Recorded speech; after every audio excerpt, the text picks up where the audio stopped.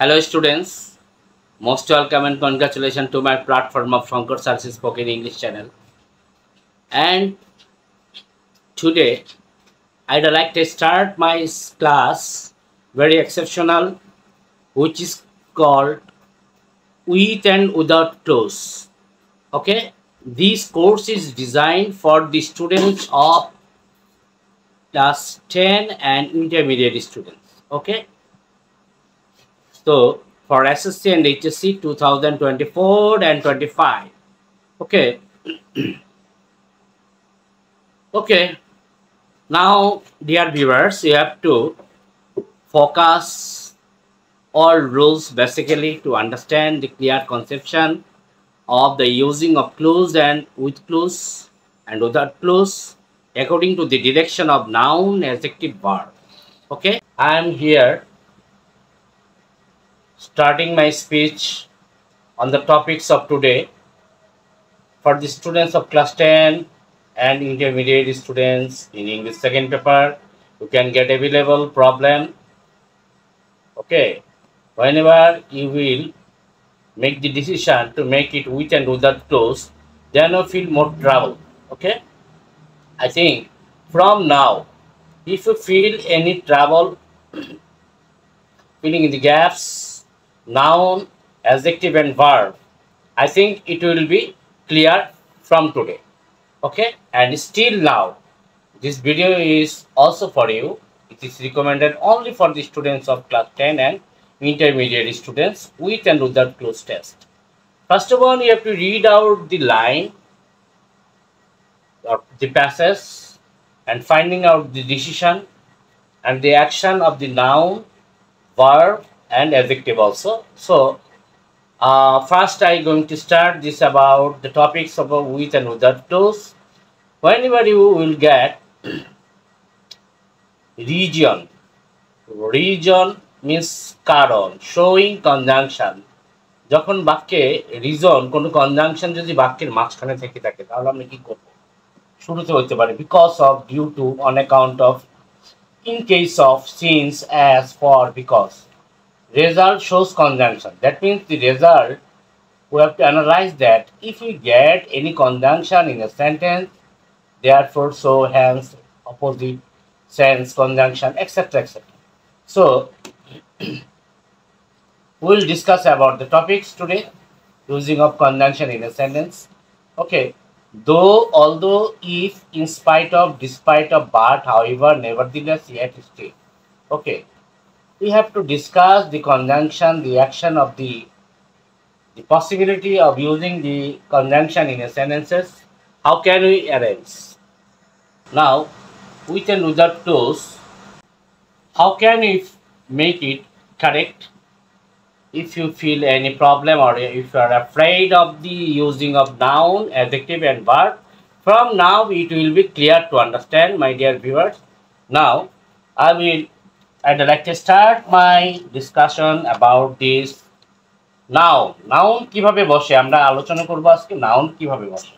ওকে, শুরুতেই যদি ড্যাশ থাকে তাহলে আমরা সেখানে কি করব? সেখানে যদি কোনো ভার্ব দেওয়া থাকে সেখানে ভার্ব প্লাস আইএনজি বসাবো। শুরুতেই ভার্ব থাকলে, ড্যাশ থাকলে আমরা কি করব? শুরুতেই ড্যাশ প্লাস ভার্ব থাকলে সেই গ্যাপের জায়গায় আমরা কি করব? এখানে নাউন বসাই দেব। এখানে নাউন বসবে। নাউন হলো কি? ওয়ার্কিং। নাউন কি আসছে? Working. Okay, that I also discussed to the previous lectures.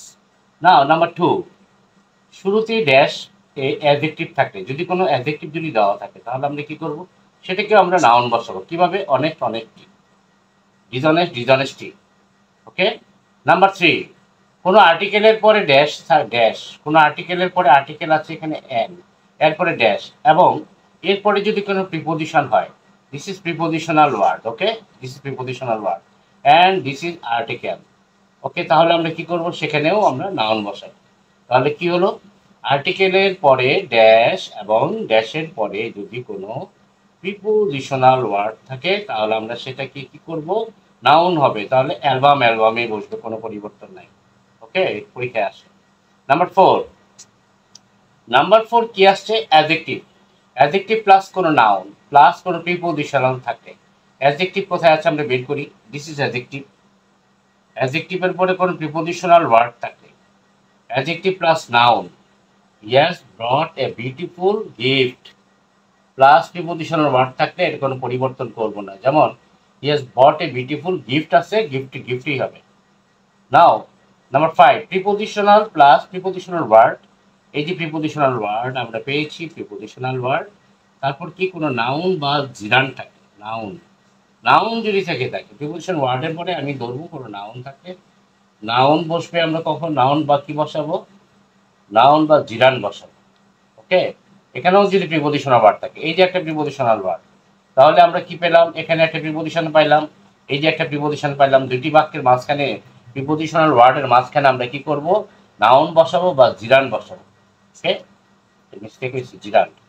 Anyway, number 6, word বাক্যে যদি আমরা কি কি পাই, some, any, few, some, any, few, a few, little, a little, many, more, much, only, every, each, no. এই ওয়ার্ডগুলো তো আবার বলি, some, any, few, a few, little, a little, many, more, much, only, every, each, no ইত্যাদি word যদি থাকে থাকে তাহলে কি করব, এরপরে আমরা নাউন বসাবো। He has done many dash, he has done many jobs, job আছে এখানে, জবস নাউন হয়ে গেল। ওকে, ক্লিয়ার। নাও নাম্বার 7, ভার্বের পরে নাউন হবে, এরপরে প্রিপোজিশন ওয়ার্ড থাকবে, তাহলে কি হচ্ছে, ভার্বের পরে আমরা কি করব, যেমন we help dash for complete improvement. Now এখানে কি আসছে, ভার্ব, ভার্বের পরে আমরা এখানে মিম আছে, কোনো নাউন, কোনো ব্যক্তির নাম আছে অলরেডি, আমরা কোনো পরিবর্তন করব না। তারপর কোন প্রিপোজিশনাল ওয়ার্ড আছে, ঠিক আছে, তাহলে আমরা কি করবো, ভার্ব, ভার্বের সাথে প্রিপোজিশন আছে, এই যে ভার্ব, এই যে প্রিপোজিশনাল ওয়ার্ড, তাহলে মাঝখানে কি বসবে, নাউন। নাম্বার 8, আর্টিকেল প্লাস অ্যাডজেক্টিভে হলে নাউন বসে। আর্টিকেলের পরে যদি কোনো অ্যাডজেক্টিভ হয় তাহলে নাউন বসে। তাহলে আমরা চলে যাই এখানে, আর্টিকেল কোথায় আছে, এই যে আর্টিকেল, আর্টিকেলের পরে অ্যাডজেক্টিভ, এটা হলো আর্টিকেল, এন দি, আর গুড কি, গুড হলো অ্যাডজেক্টিভ, গুড পেয়েছি আমরা অ্যাডজেক্টিভ, আর্টিকেলের পরে কোনো অ্যাডজেক্টিভ থাকলে এরপরে আমরা কি করব, নাউন বসাবো। যেমন ডিসাইড আসছিল, সিদ্ধান্ত নেওয়া, এটা এগুলো ডিসিশন। ক্লিয়ার।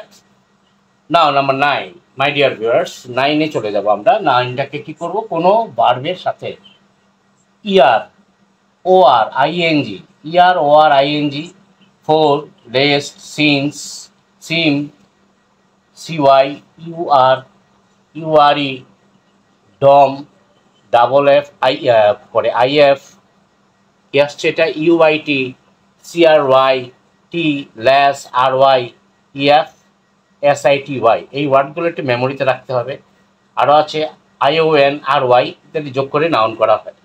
অ্যাডজেক্টিভের রুলসগুলো আমরা আগেও আলোচনা করেছি, আজকে একটু উইথ অ্যান্ড উইদাউট ক্লুজে কীভাবে বসে সেটা নিয়ে কথা বলবো।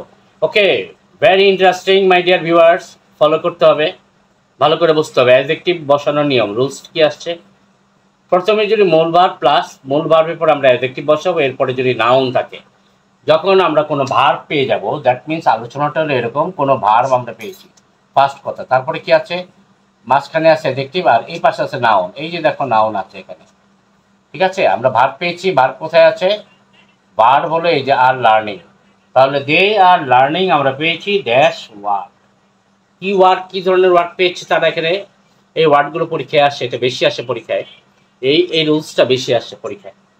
আমরা এখানে কমপ্লিকেট আছে, কমপ্লিকেটেড বসাবো, they are learning complicated words. Okay dear viewers, thank you. Number 2, next number 2, সাবজেক্টের পরে যদি কোনো adjective plus preposition plus noun, subject plus adjective plus preposition.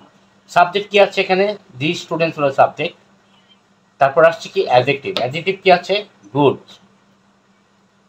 Good আছে, গুডনেস থাকলে, এটা যদি নাউন থাকে, এটা নাউন থাকলে এটাকে আমরা নাউন ফর্মটাকে, গুডনেসের নাউন ফর্ম কি আছে, গুড, বসিয়ে দিব।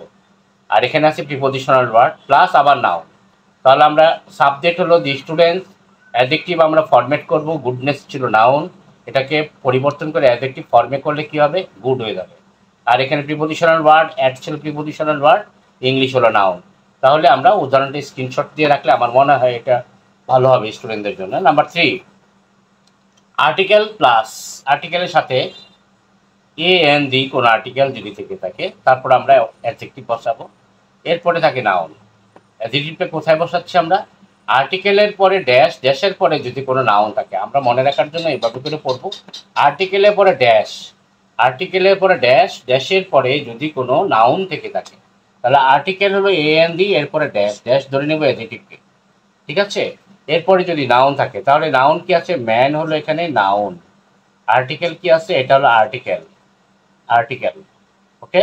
তাহলে আর্টিকেলের পরে ড্যাশ, ড্যাশের পরে যদি কোনো নাউন থাকে, তাহলে আমরা কি করবো, এটা অবশ্যই এখানে অ্যাডজেক্টিভ ফর্ম করবো। অনেস্টি থাকলে honest, dishonest, okay dear viewers.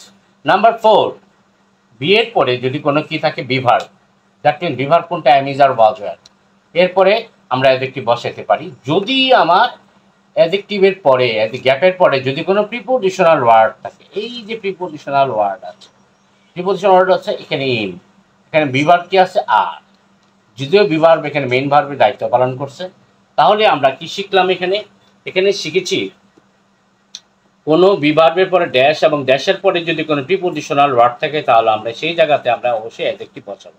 তাহলে এক্সপিরিয়েন্স ছিল, এটার অ্যাডজেক্টিভ ফর্ম কি হবে, এক্সপিরিয়েন্সের অ্যাডজেক্টিভ ফর্ম হলো expert, expert, okay my dear, thank you.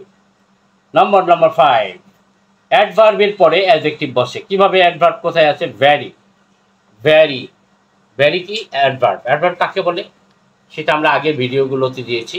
Adverb কোনো নাউন বা প্রোনাউন ছাড়া অন্য কোনো ওয়ার্ডকে যদি মডিফাই করে, তাহলে সেটা অ্যাডভার্ব হয়ে যায়।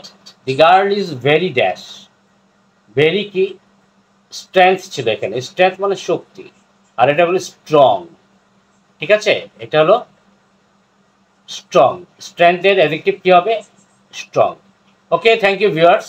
This is gone to discuss about the using of adjective and noun is gone.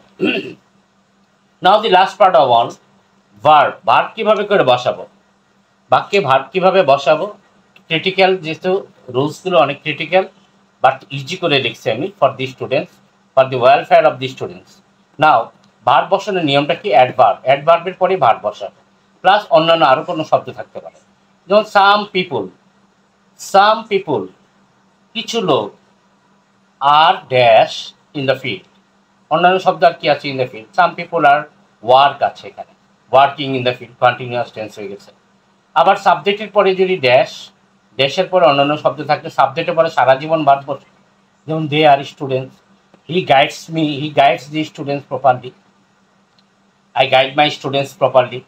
এখানে সাবজেক্টের পরে কি হচ্ছে, ভার্ব, ভার্ব কি আছে, guide, okay. Number 2 is gone. Number 3, adverb plus verb, এরপরে আমরা একটা নাউন ফ্রেজ বসাবো। What is adverb? A balanced application always. You understand? A balanced application মানে একটা সুষম প্রয়োগ, একটা সুষম প্রয়োগ যেটা, a balanced application, ব্যালেন্সড মানে ভারসাম্য বা সুষম বলি আমরা। A balanced application always, always here is adverb. Dash qualify the post, qualify আছে এখানে কি বসাবো, এটার ভার্ব কি হবে, qualify থেকে qualifies, ওকে। ব্যালেন্সড অ্যাপ্লিকেশন কোয়ালিফাইস কেন বসছে, কারণ সাবজেক্টে থার্ড পারসন সিঙ্গুলার নাম্বার, এই জন্য ভার্বের সাথে অ্যাজ বাই এস হয়েছে, কোয়ালিফাই থাকলে কোয়ালিফাইস হয়ে যাবে, ওকে, যেহেতু এখানে subject third person singular number. Last but all, helping verb plus V3 plus phrase. You understand, this rules is available seen to the board question, okay. Many of the usings, many of the rules are also described here, is available seen to the board question. But last one, what is it, helping verb, this is helping verb, okay, যদিও এখানে main verb বিষয় বসেছে, এখানে কি হলো, এটা helping ভার্বই বসছে, helping ভার্বের পরে V3 বসে প্লাস ফ্রেজ। দে আরন্ট, পারমিট আছে, permit to get out, permit আছে, পারমিটেড, কারণ কি, আমি আরেকটা রুলস বলি, এখানে কোনো সাহায্যকারী ভার্বের পরে ড্যাশ, ড্যাশের পরে যদি কোনো প্রিপোজিশনাল ওয়ার্ড থাকে, এই যে 2 পেয়েছি আমরা, তাহলে আমরা অবশ্যই এখানে V3 বসাবো। ক্লিয়ার, আমরা কখন V3 বসাবো, যদি কোনো প্রিপোজিশনাল ওয়ার্ড পেয়ে থাকি, সেটা আমরা V3 বসাবো, ওকে। এই পর্যন্তই হলো, তো আমি রুলসটাকে একটা হাইলাইট করে দেখাচ্ছি। লাস্ট রুলস যেটা সেটা বললাম, সেটা হলো হেল্পিং ভার্বের পরে যদি কোনো আমরা কি পাই, হেল্পিং ভার্বের পরে ড্যাশ পাই, হেল্পিং ভার্ব পরে ড্যাশ, তাহলে আমরা সেখানে এবং এরপরে যদি ফ্রেজ থাকে, তাহলে আমরা সেটা কি করব, অবশ্যই এটা মূল ভার্বের পাস্ট পার্টিসিপল ফর্ম হবে, যেমন they aren't permitted, okay dear viewers, তোমরা স্ক্রিনশট দিয়ে রাখবে আমার মনে হয় তোমাদের জন্য সবচেয়ে ভালো হবে এটা। ভালো করে যদি লেখাপড়া করো ভালো রেজাল্ট করতে পারবে। আর ক্লুজ নিয়ে উইথ ক্লুজ উইদাউট ক্লুজ নিয়ে আমি মনে করি বা আশা করি কোনো ধরনের প্রবলেম তোমাদের হবে না। That's my guarantee and challenge for my viewers those are also interested to learn some skills, the basic rules of and the structures of grammar for SSC and HSC level. Then you can also comment me. Thank you very much.